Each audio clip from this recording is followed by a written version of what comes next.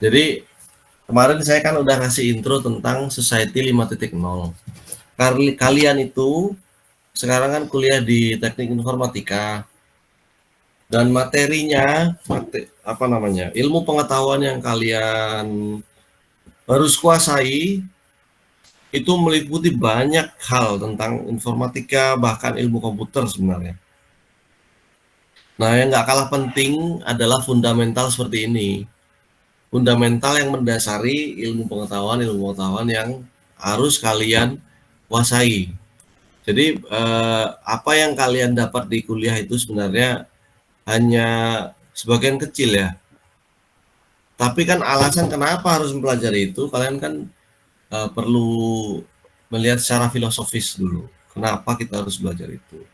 Nah, salah satunya adalah karena kita itu ada di era informasi ya, data informasi, maka yang kita sebut sebagai teknologi yang mendukung keberadaan data, informasi, lalu kita proses, lalu kita olah dan seterusnya, itu nanti akan berpengaruh terhadap kehidupan bermasyarakat kita, ya, society atau kita sebut sebagai society. Nah, gini, apa yang kita sebut sebagai society. Nah, chapternya itu ada 5 sebenarnya. Tapi di sini saya hanya bahas 1 sampai 3 aja. Bagaimana yang pertama bagaimana kita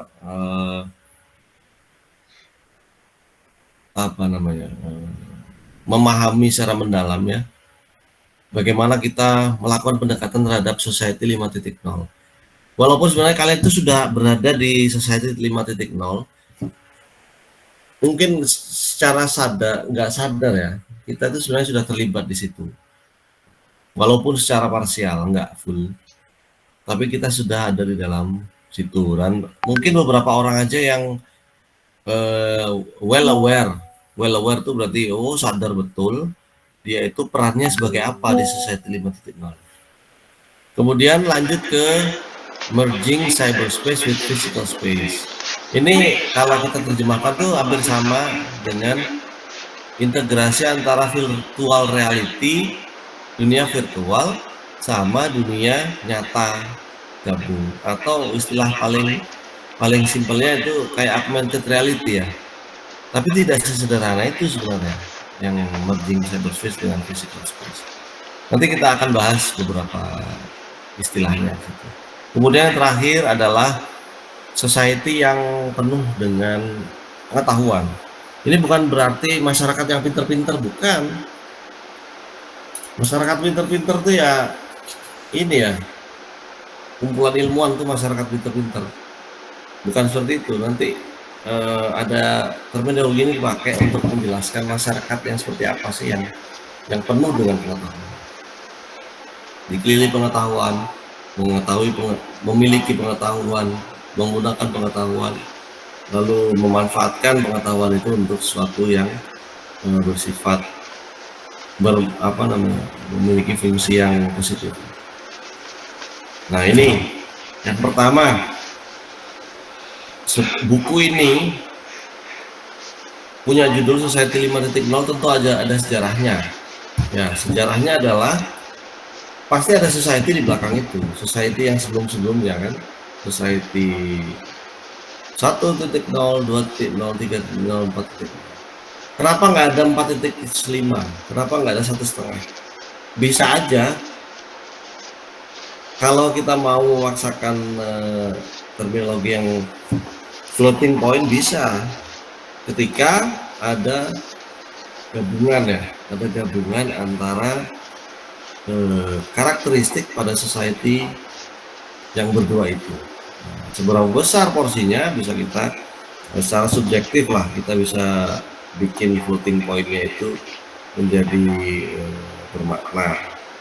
Nah, dari infografis ini, di sini ya, kita bisa lihat bahwa society 1.0 sampai society 5.0 itu ada beberapa karakteristik dari masyarakatnya itu sendiri, kemudian productive approach atau pendekatan cara mereka memproduksinya ya. pendekatan produktivitasnya. Kemudian material yang dominan saat itu.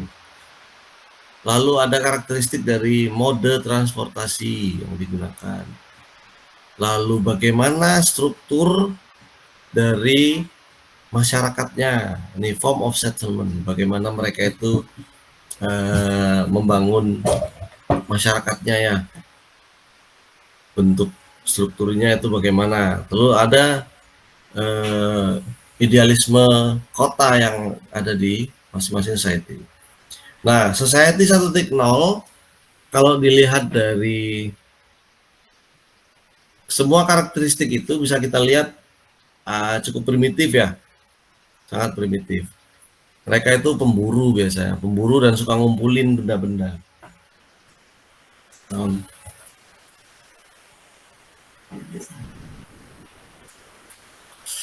Tunggu ya, tunggu, maaf, pause dulu, saya harus pasang gas.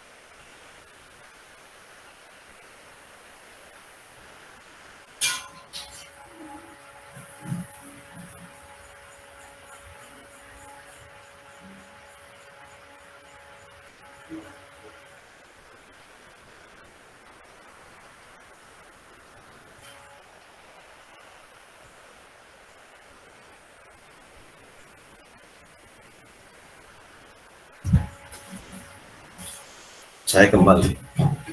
Nah, lalu ciri-ciri seperti ini ya, ciri-ciri yang bisa kita lihat seperti ini sangat signifikan perbedaannya. Misalnya si society 1.0 misalnya materialnya kan batu sama tanah dan bahan alami lainnya ya. Society 1.0 masih primitif. Lalu society 2.0 tiba-tiba logam. Karena si makhluk hidupnya, manusianya itu sudah mulai menemukan material-material baru dari proses mining ya, proses penambangan ya. Ketemulah metal, lalu dari metal-metal yang banyak ini ada tembaga, ada aluminium ya, metal raw material, lalu ketemulah besi, ketemulah dan macam-macam. Akhirnya mereka nggak habis pikir cuma menggunakan material mentah itu, tapi juga ada penemuan-penemuan di mana penggabungan material ini memungkinkan ya. Ilmu fisika, ilmu kimia berperan di sini, di mana logam-logam yang diciptakan itu ada logam-logam baru seperti apa namanya, galvalum atau yang lainnya, gabungan dari logam yang punya karakteristik keras ketemu sama ringan, jadinya kuat gitu ya, dan seterusnya. Nah, Lalu dari Society 2.0 tiba-tiba ganti plastik materialnya. Kenapa? Kalau metal ini kan keterbatasannya banyak ya. Banyak keterbatasan karena ketersediaan di alamnya juga nggak selalu ada metal. Lalu muncullah plastik. Plastik ini kan sintetik ya, material sintetik diciptakan dan sifatnya itu eh, mudah untuk dibentuk ya. Easy to form, easy to construct, easy to form and deform. Plastik ini, sehingga di era ini hampir semua produk ini fokus ke penggunaan plastik. Lalu Society 4.0 geser ke semiconductor. Udah kecil-kecil nih materialnya, udah kelihatan. Tapi efeknya apa? Barang elektronik. Lalu yang 5.0, material 5.0 ini ada yang bisa ini nggak? Bantu saya nyebutin nggak material 5.0 contohnya apa? Tebak-tebak berhadiah. Nggak ada yang tahu? Salah satu contohnya itu adalah eh, nano ya, material nano. Nano material. Nah, itu material 5.0. Kemudian material tembus pandang. Itu material 5.0. Kemudian material apa lagi? Banyak ya material-material yang aneh-aneh itu. Tapi manfaat, jadi nggak cuma ada gitu. Terus kalau dilihat dari apa perkotaan yang dibentuk saat itu, maka di Society 1.0 itu viability itu keberlangsungan hidup. Pokoknya bisa survive udah aman saat itu ya. Bagaimanapun hidupnya, makanya hidupnya biasanya di gua, kemudian memanfaatkan alam ya. Terus Society 2.0 ini apa kemampuan bertahan hidup. Kalau viability ini keberlangsungan, sekarang kemampuan untuk bertahan. Sehingga muncullah apa konstruksi untuk bikin rumah yang tahan cuaca. Salah satu contohnya. Lalu Society 3.0 mulai fungsi ya, fokus ke fungsionalnya. Society 4.0 keuntungan yang dipikirin. Lalu yang terakhir adalah lebih ke kemanusiaan, kemanusiaan. Nah, semuanya ini adalah karakteristik dari masing-masing society. Sehingga kalau kita bisa simpulkan, Society 5.0 itu membuat kita untuk melihat kembali ya, atau menanamkan sebuah mindset hubungan yang baru, di mana hubungan ini ada dua jenis hubungan penting dalam Society 5.0. Yang pertama adalah hubungan antara manusia sama atau masyarakatnya dengan teknologinya. Bagaimana masyarakat menggunakan teknologi. Contohnya kita menggunakan Google untuk search engine untuk cari informasi. Bagaimana hubungannya? Kemudian bagaimana kita menggunakan teknologi apa robot untuk membantu pekerjaan yang berat-berat misalnya. Lalu yang nggak kalah penting itu adalah hubungan antara masyarakat dengan individu yang dijembatani oleh teknologi. Nah, ini contohnya disruptive teknologi seperti ojol, ojek online. Lalu ada toko online. Kemudian, nah sebutin lainnya, pokoknya segala sesuatu yang berhubungan antara individu dengan individu, individu dengan masyarakat, masyarakat dengan masyarakat. Yang menjembataninya adalah teknologi. Nah, lalu geser ke skema 5.0. Nah, basic skemanya itu adalah intinya adalah ada data ya. Sekarang Society 5.0 itu ketergantungan sama data yang ada di dunia nyata. Terus bagaimana cara mendapatkan data itu? Ya paling gampang itu dari sensor. Ya, yang paling sederhana itu sensor. Kalau mau kompleks, ini data video. Di tengah-tengah itu ada data teks. Nah, semuanya ini adalah data dari dunia nyata yang bisa kita pakai nantinya ya. Jadi data nggak cuma ulang, tapi data itu kan punya pola ya.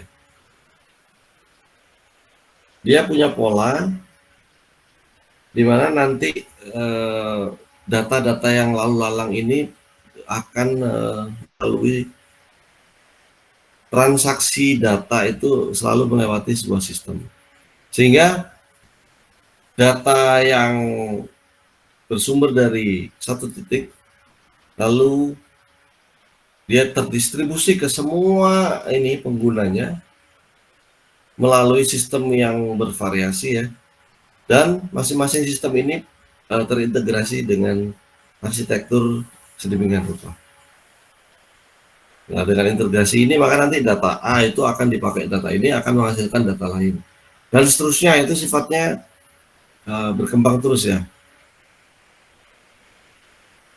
Maka contohnya begini nih, kalian kan punya AC ya, atau punya paling gampang kulkas lah ya. Kulkas itu kan ada pengatur suhunya. Nah, pengatur suhu itu sebenarnya dia itu AI yang mengatur supaya sirkulasi freon di dalam AC itu nggak terus-menerus. Kalau terus-menerus itu jadi bongkahan es itu dalamnya kulkas. Kalau terus-menerus ya. Maka si AI ini ngatur membandingkan antara suhu di dalam kulkas itu dengan threshold yang kita atur di tuningnya itu.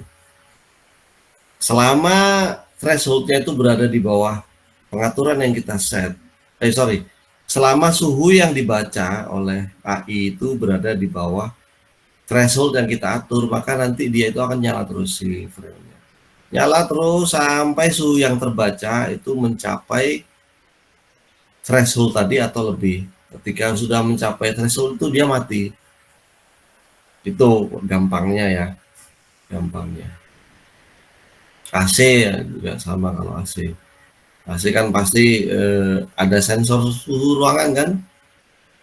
Selama pembacaan sensor ini belum mencapai suhu yang kita inginkan, yang kita atur di remote-nya itu, jadi dia akan ini ya, akan menyemburkan udara dingin itu terus-menerus. Nah, konsep sederhana dari society itu kayak gitu sebenarnya. Tapi apa yang saya contohkan tadi itu adalah sebuah contoh paling mikro, contoh mikro. Jadi data itu diambil dari dunia nyata, kemudian data ini diterjemahkan sedemikian rupa supaya bisa dibaca oleh mesin, lalu mesin di dalamnya itu ada pemrosesan untuk melakukan tindak lanjut apa terhadap data yang didapat ini. Kalau AC tadi berarti tindak lanjutnya adalah tetap nyemburin angin dingin atau berhenti. Itu sehingga mekanisme seperti ini itu membutuhkan kontrol otomatis ya, terkomputerisasi. Jadi kalau kita ada istilah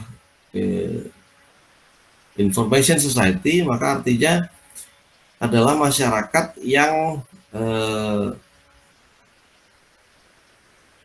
setiap bagian dari masyarakat itu ada proses pengumpulan data, lalu memproses data. Ya, pengumpulan data itu input, lalu memproses data, lalu menggunakan data itu sebagai output yang bermanfaat bagi lingkungan yang ditempati oleh si masyarakat tadi. Jadi input, proses, output. Selalu gitu siklusnya. Nah, itulah society sebenarnya sederhana aja konsepnya. Selalu ada siklus di situ. Datanya diputer terus ya sampai ketemu pada titik di mana masyarakat ini merasa nyaman dengan output yang dihasilkan oleh mesin tadi.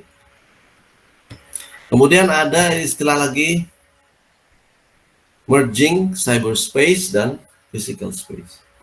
Kalau dari skema yang tadi ya, apa skema ini ya, skema merging itu kan menggabungkan dunia cyber atau ruang cyber dan ruang fisik. Apa maksudnya di sini? Kenapa ini dibutuhkan? Ya, ini khusus society 5.0 ya. Karena data yang dipakai itu,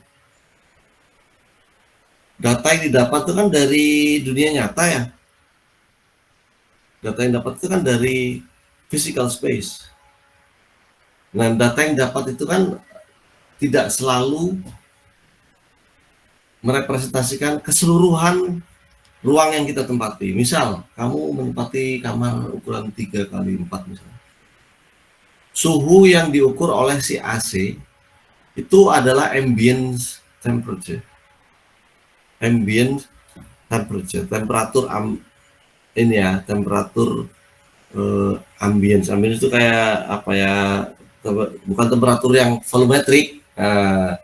Kalau temperatur volumetrik itu sama dengan temperatur yang kalau kalian masak air panas ya, masak air di tungku itu, lalu kalian ukur suhunya, itu namanya suhu volumetrik.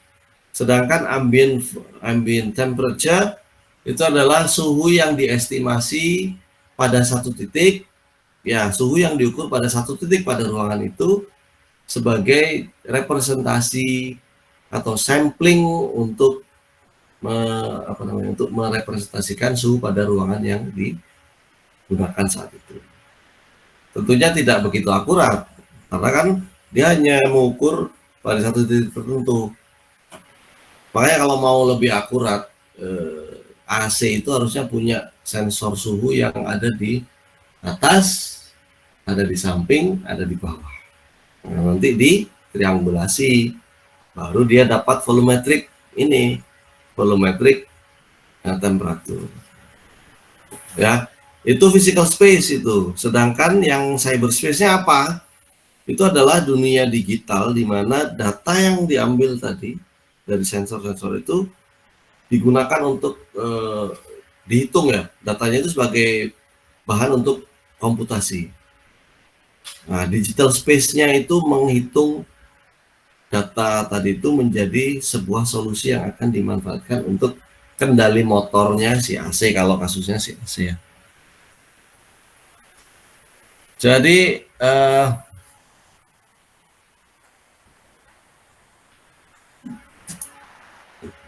terminologi ini itu apa ya, bisa juga diartikan bahwa data mentah itu bisa diakses secara terbuka dan ada informasi tambahan yang bermanfaat buat mereka. Contoh, data perakiraan cuaca itu. Data perakiraan cuaca itu kan data ini ya, ada sensor suhu biasanya di masing-masing kota, beberapa sensor suhu.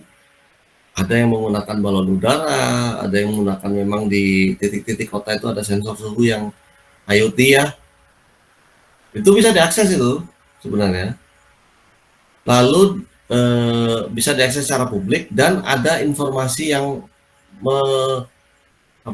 menyimpulkan bahwa kalau suhunya sekarang itu gini ya cuacanya, lalu dibandingkan dengan cuaca yang kemarin, atau cuaca jam sebelumnya, dan seterusnya, maka muncullah sebuah informasi baru, misalnya adalah forecasting, peramalan. Oke, nanti itu kira-kira akan ada hujan, kira-kira.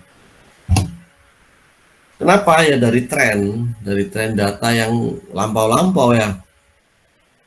Nah, nanti masuknya peramalan itu. Kemudian bisa juga istilah ini itu bermakna bahwa ruang yang diciptakan oleh komputer, sekelompok komputer dalam jaringan, untuk menganalisis masalah dan memodelkan masalah itu menjadi sebuah solusi di dunia nyata. Contohnya ini, kalau kalian itu ada crowd simulation, ada ya. Simulasi crowd itu bisa disimulasikan dengan komputer. Sehingga atau yang gampang ini simulasi fluida aja lah, cairan itu loh. Kalau kita ingin mempelajari tsunami misalnya, nggak, ya kita jangan nyemplung di tsunami-nya, mati lah. Ya, ilmuwan tuh nggak senaif itu ya kalau mempelajari sebuah fenomena. Tapi mensimulasikannya dalam menggunakan computer simulation. Di computer simulation itu ada namanya, aduh lupa saya istilahnya, nama softwarenya ada. Nah, di situ disimulasikan partikel-partikel air itu kalau berinteraksi antara satu atom air dengan satu berinteraksinya bagaimana, kalau banyakan itu nanti begitu, maka nanti akan bisa diciptakan sebuah fluida air dengan kekentalan tertentu, dengan tingkat apa namanya, suhu tertentu, kemudian kepadatan tertentu, nanti apa namanya, sifat fisiknya itu akan dipengaruhi oleh volume yang diberikan, lalu perubahan yang diberikan terhadap space-nya itu bisa diteliti melalui itu. Saya dulu pernah ini ya, waktu S2 itu bikin game augmented reality menggunakan ini apa, simulasi air. Jadi gamenya itu game simulasi banjir sebenarnya. Bagaimana caranya mitigasi banjir kalau kita punya perkampungan yang seperti ini, apa yang harus saya lakukan. Nah, itu gamenya kayak gitu. Gamenya itu cuma kayak puzzle gitu. Puzzle menata rumah itu harusnya ada ditaruh di sini. Rumah itu harusnya selain dia itu diposisikan di situ juga harus dikasih pelindung seandainya sungainya meluap. Memilih area-area yang datar dan lebih tinggi daripada sungai itu menjadi poin penting ketika mensimulasikan. Nah, gamenya itu augmented reality, di mana kita bisa secara interaktif tuh menata letak rumahnya, menata letak apa komponen-komponen untuk perlindungan dari banjir, kayak gitu. Nah, kayak hal seperti ini itu kan bukan hanya sekedar game untuk senang-senang, bukan, tapi itu ada satu teknik untuk melakukan menggabungkan antara cyberspace dan physical space menjadi sebuah model yang bisa membantu kita untuk mengetahui fenomena yang nyatanya itu bisa dilihat di skala kecilnya gitu, prototipe. Ya, oke, terus Society 5.0 ini juga apa mengarahkan kita supaya society-nya, masyarakatnya itu berorientasi terhadap masyarakat itu sendiri. People centric itu artinya society kan sudah masyarakat, people itu kan orang-orang ya. Jadi masyarakat yang berorientasi pada si komunitasnya itu sendiri. Ya.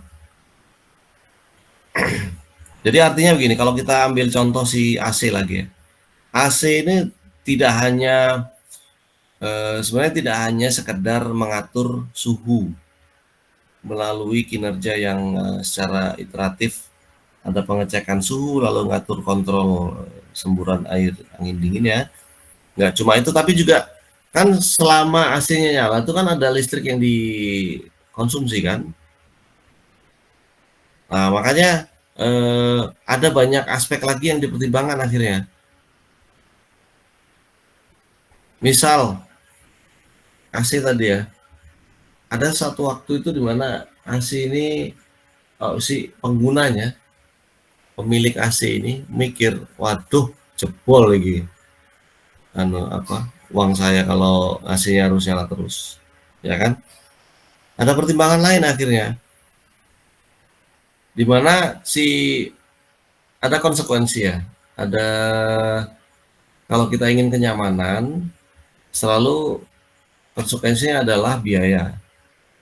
Nah, bagaimana membangun keseimbangan antara biaya dan kenyamanan? Nah, itulah yang yang mindset yang diterapkan pada masyarakat yang berorientasi pada manusianya. Nah, apa namanya? Sehingga karena banyaknya aspek yang perlu dipertimbangkan dalam masyarakat ini, maka pengambilan keputusan dalam pemanfaatan data, kemudian otomasi yang diberikan, itu akan melibatkan banyak hal. Akhirnya muncullah teknologi baru, contohnya AC yang ada inverternya, atau apa itu ya, teknologi untuk menghemat penggunaan konsumsi dayanya, dan banyak hal lagi ya. Dan sifatnya AC ini kan kalau di dunia industri sudah nggak bisa dilepaskan. Kalian aja kuliah ketika AC-nya mati pas tengah hari ya, pasti nggak nyaman kan, belajarnya jadi nggak fokus.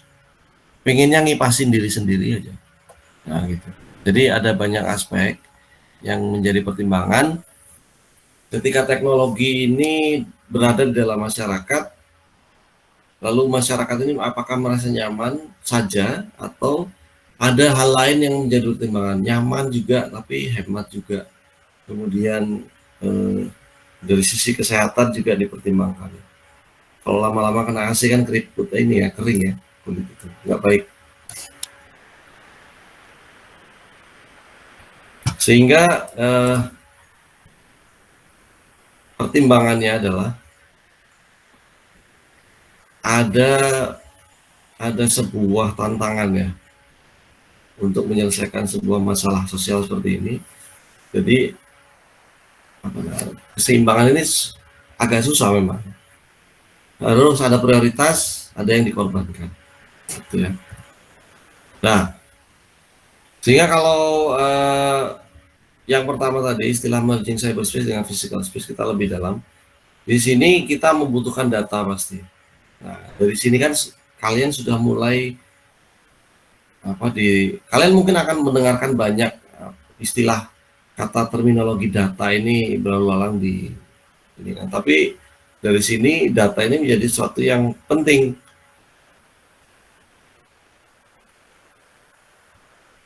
Nah, kalau modeling real world issues, maka data itu yang dari physical atau real world itu diambil, lalu dianalisis di dalam dunia cybernya supaya menghasilkan solusi untuk manajemen atau meningkatkan kualitas masyarakat itu.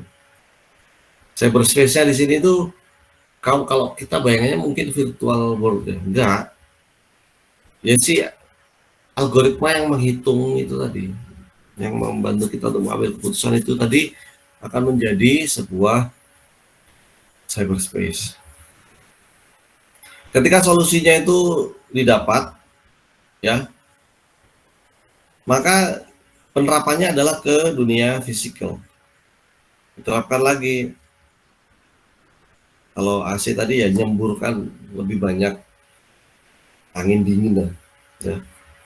Nah, hasilnya apa? Ketika angin dingin disemburin, pasti kan ada perubahan pembacaan sensor. Jadinya data lagi. Terus muter gitu. Sehingga kalau ada misalnya ada sesuatu kejadian, ya, kasus pembacaan data sudah, lalu diolah di mini komputernya, lalu nyemburin angin terus, ya nyemburin angin dingin terus menerus, tapi suhunya ternyata pada siklus berikutnya suhunya nggak berubah. Nah, ini kan ada sebuah kejanggalan kan.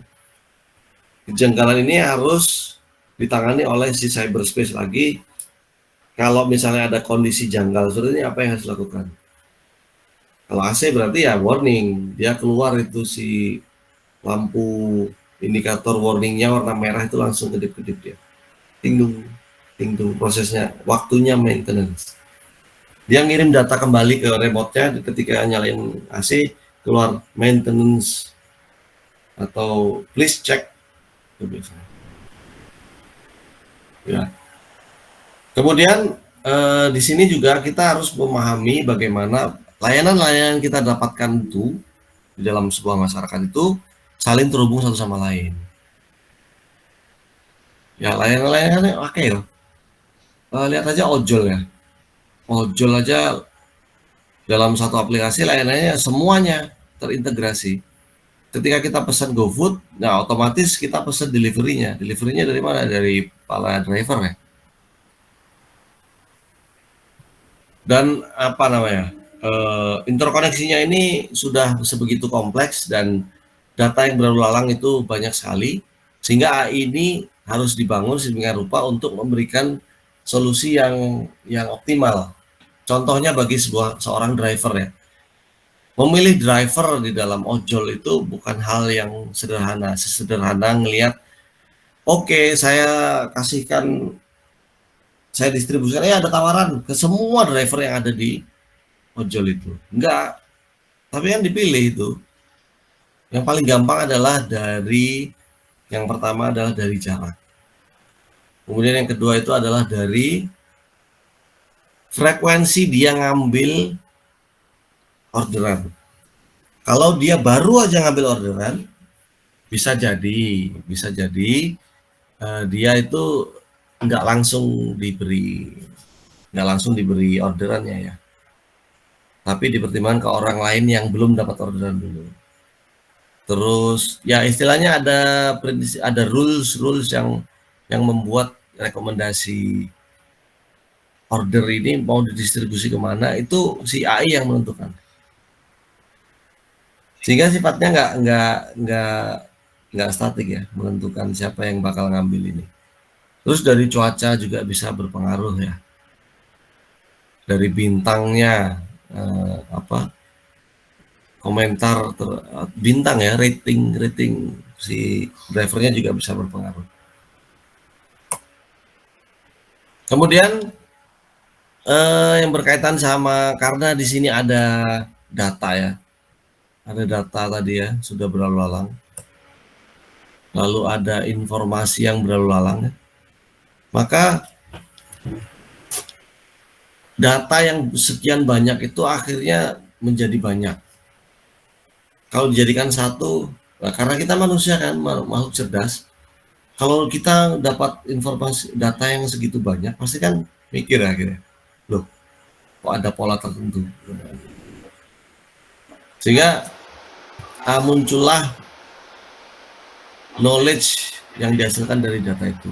Kumpulan knowledge, pengetahuan, dan manusia ini cenderung untuk menyebarkan pengetahuan itu ke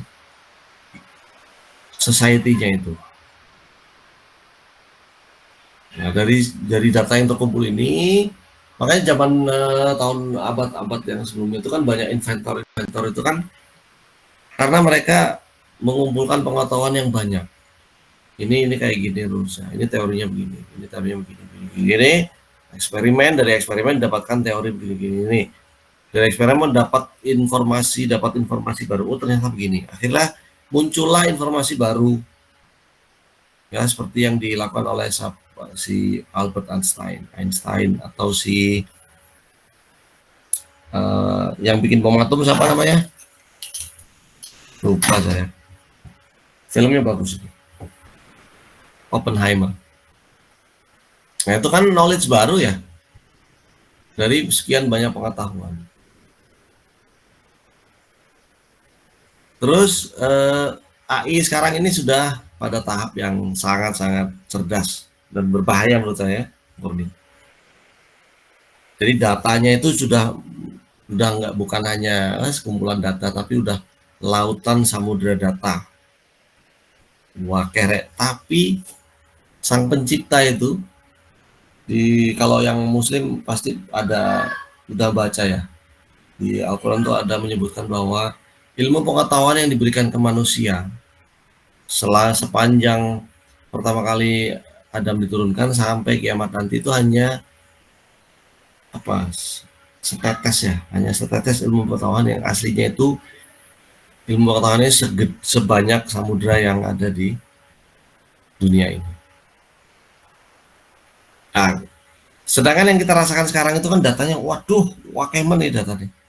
Itu aja rasanya udah overload ya, gila. Dan dari data yang sedikit itu sudah bisa menghasilkan knowledge baru, begitu banyaknya. Lalu terakhir dari ini adalah society-nya akhirnya jadi pinter ya. Tapi pinter itu artinya begini, society-nya kita sebut sebagai knowledge intensive society atau masyarakat yang kaya pengetahuan. Di sini melibatkan adanya data, adanya informasi, dan adanya pengetahuan. Data ini artinya fenomena yang bisa dirasakan ataupun yang tidak secara langsung dirasakan dari dunia nyata. Datanya itu mentah ya, data numerik ya. Stage itu kayak stage-nya dia on off kayak gitu stage. Lalu nama-nama, lalu biner ya, yang menunjukkan ini ada atau enggaknya. Nah, kayak gitu itu data itu yang mentahnya ya. Atau kalau di pemrograman itu variabel ya, variabel. Kemudian informasi itu adalah kalau data ini dikumpulkan, saya punya data nih, saya kumpulkan data ini menjadi sebuah grafik. Nah itu udah jadi informasi. Dari grafik ini kan bisa kita lihat trennya itu naik atau turun. Nah itu informasi namanya. Kalau data itu hanya sekumpulan angka aja disimpan dalam Excel, udah selesai. Itu masih data. Dalam Excel itu adalah data. Nah, informasi adalah ketika data yang kita punya di Excel tadi itu kita petakan menjadi kita memetakan itu menjadi dua aksis X sama Y, ketemulah sebuah grafik garis dari angka-angka yang kita punya di Excel tadi. Nah, dari garis itu kita bisa lihat polanya. Polanya kalau membentuk garis menurun atau naik atau flat atau bentuknya gimana, itu pola yang dihasilkan dari data yang kita plotkan itu adalah informasi. Nah, informasi ini akan menjadi sebuah pengetahuan ketika kita itu bisa secara komprehensif mendalaminya ya. Kita cari polanya, kita analisis, kita hubungkan dengan hukum-hukum yang berlaku, hukum-hukum umum yang berlaku, kemudian meliputi kebiasaan, kemudian aturan-aturan tertentu. Nah, gitu kan, maka knowledge baru akan dihasilkan dari tren itu. Knowledge ini, kalau tadi informasi itu kan oke, cuma tren ya. Knowledge ini nanti bisa jadi informasi yang menyimpulkan bahwa misal, maka nanti berdasarkan tren ini, trennya naik berarti. Oke, minggu depan kita bisa ramalkan akan ada kenaikan harga sebesar ini. Nah, itu knowledge. Sehingga apa yang kita sebut sebagai masyarakat yang kaya knowledge itu adalah the role of technology, ya, peran dari teknologi untuk menambahkan sebuah nilai terhadap apa namanya, produk-produk, ya. Teknologinya dipakai untuk memberikan nilai lebih terhadap produk-produk yang umum. Ya. Contoh, kalian pakai smartwatch kan? pakai HP ya. HP dulu itu kan biasa ya, cuma komunikasi itu. Nah sekarang isinya udah macam-macam. Nah itu teknologi yang bikin dia itu jadi ada value tambahan. Bisa buka ini, bisa ngetahui ini dan seterusnya. Dan itulah yang apa akan kita dapatkan terus ya. Society ini haruslah menjadi society yang penuh dengan pengetahuan, penuh dengan nggak cuma informasi tapi pengetahuan. Beda ya, data itu, data, informasi sama knowledge itu seperti eh, hierarki, di mana data itu seperti akarnya, maka nanti dari akar ini akan tumbuhlah sebuah informasi yang bisa bermakna ya, menjadi sebuah pohon, ada cabang-cabangnya. Kemudian dia akan menghasilkan sesuatu yang bermanfaat, lebih bermanfaat lagi, dan bisa dirasakan secara langsung bagi manusia dalam bentuk buah-buahan yang buah, lalu perlindungan yang bisa diberikan oleh pohon itu. Nah, knowledge ini seperti itu hierarkinya. Jadi terkait satu sama lain terus menerus. Nah, oke. Nah, dari 1 sampai 1 inilah yang akan kalian pelajari ya, kalian dalami. Selain itu nanti ada rules, ada aturan dan norma dalam society ini, di mana nanti data yang atau knowledge, pengetahuannya itu kan sifatnya berasal dari informasi yang bervariasi kan. Jadi harus ada sebuah konstruksi informasi yang memungkinkan antara satu informasi dan informasi lain itu ketika digabungkan itu menjadi makna atau informasi baru. Sehingga kita dengan adanya informasi ke pengetahuan yang kaya begini harus ada aturan ya. Harus ada aturan atau hukum, norma yang berlaku dalam kita menggunakan data. Misal, data produser, penghasil data harus punya aturan dan standar yang harus dipenuhi. Contoh nih, data medis itu kan bisa diakses ya, tapi aturannya hanya bisa diakses oleh dokter sama pasien aja. Nah, data seperti ini kan sebenarnya confidential, nggak boleh disebar secara umum. Kalaupun dijadikan dataset, itu udah nggak ada nama orangnya, udah hilang, identitas orangnya udah hilang. Nah, aturan-aturan seperti ini berlaku ketika kita berada dalam masyarakat yang kaya akan pengetahuan. Data tidak boleh data bisa didapatkan, bisa di-generate sedemikian rupa, tapi nggak boleh di-abuse. Boleh dieksploitasi, tapi di-abuse itu nggak boleh. Nah, abuse dalam arti apa? Ya berkaitan sama rules, standar, dan norma yang berlaku. Kemudian ada namanya literasi informasi, nah atau information literacy. Dengan penggabungan yang sebegitu banyak antara cyberspace dan physical space, maka kita diharapkan bisa menyeimbangkan ekonomi ya dengan masalah-masalah sosial yang ada untuk menghasilkan produk-produk dan layanan yang bisa melayani semua komponen masyarakat, ya, tidak melihat orangnya dari mana, umurnya, gendernya, dan bahasanya. Nah, dengan begitu maka perkembangan teknologi informasinya harus diimbangi dengan usaha kita untuk melatih para inovator-inovator ini supaya mereka itu terus berinovasi dan menghasilkan sebuah literasi informasi bagi semua masyarakat, semua citizen anggota dari masyarakat. Nah, sampai ini aja dulu informasi yang saya berikan. Berikutnya ini nih, saya mau share, saya copy dulu ya. Berikutnya kita quiz ya, langsung ya. Waktunya itu sebentar, saya cek dulu soalnya ada berapa tadi. Saya lupa.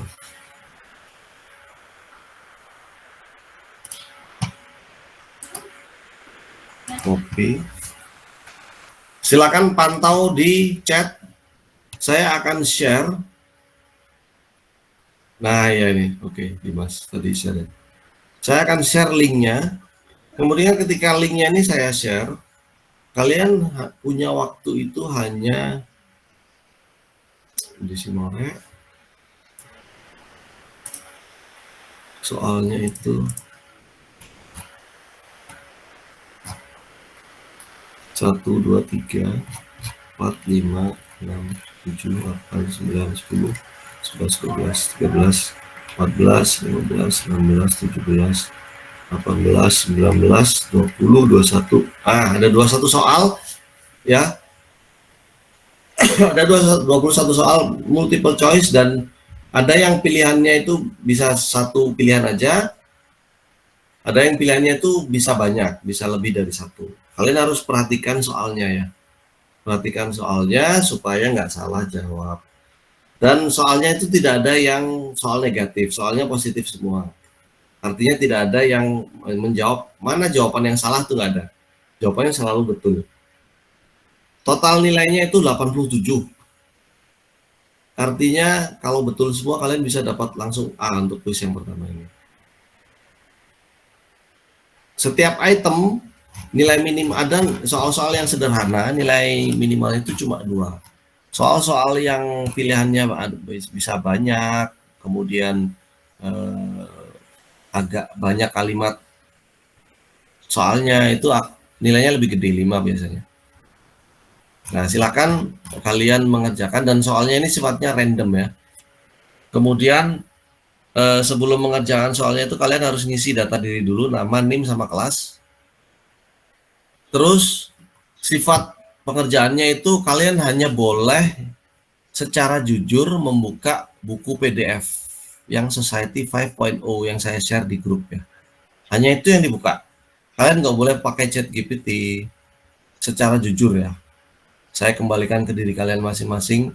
Kalian latih kejujuran diri kalian masing-masing dalam kuis ini. Ini latihan kejujuran. Jadi yang boleh dibuka itu hanya buku Society 5.0. Bekerjanya mandiri, nggak boleh kolaborasi. Misalnya kalian satu kamar di kosan, ya kerjanya sendiri-sendiri lah. Jujur terhadap diri sendiri. Ya, belajar itu karena yang namanya Society 5.0 kalau ada yang tadi saya bilang kan ada norma. Jadi ada norma rules yang harus dipenuhi. Nah, salah satunya adalah honesty, kejujuran. Karena kalau si pengguna data, informasi dan pengetahuan ini nggak jujur, akhirnya jadilah buzzer itu. Paham ya maksud saya? Be honest to yourself ya. Belajar jujur dengan diri kalian masing-masing. Waktunya karena soalnya ada 21 soal, jadi waktunya adalah 30 menit. 30 menit dari ketika saya share linknya itu di chatnya Google Meet ya. Jadi kalau sekarang 8.57, maka nanti waktunya menyelesaikan itu adalah 9.30. 9.30 adalah waktunya berakhir.